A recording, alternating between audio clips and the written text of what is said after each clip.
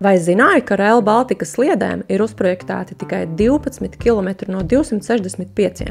Jā, no visa ātrvilciena sliežu ceļa cauri Latvijai pagaidām būvprojekts ir sagatavots tikai īsam posmam pie Iecavas.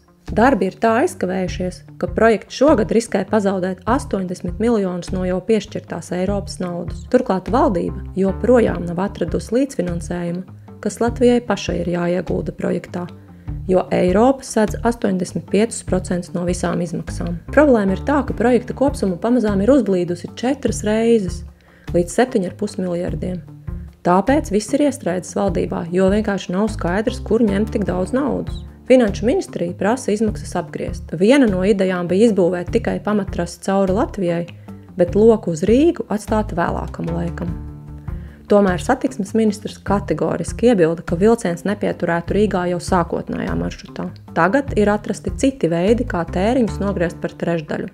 Nebūvēt dārgo tuneli Torņakalnā, izbūvēt tikai vienu sliežu ceļu, nevis 2 paralēlos, un neveidot loku cauri Rīgai, bet tikai atzaru no Misas. Vilciens pa to iebrauks un izbrauks kā atspoli. Tiklīdz valdība pieņems lēmumu, beidzot varēs sākties pirmie sliežu būvdarbi pie Iecavas. Ātrvilciena pamattrase ir jāpabeidz līdz 30. gadam. Vairāk lasi žurnālā Ir.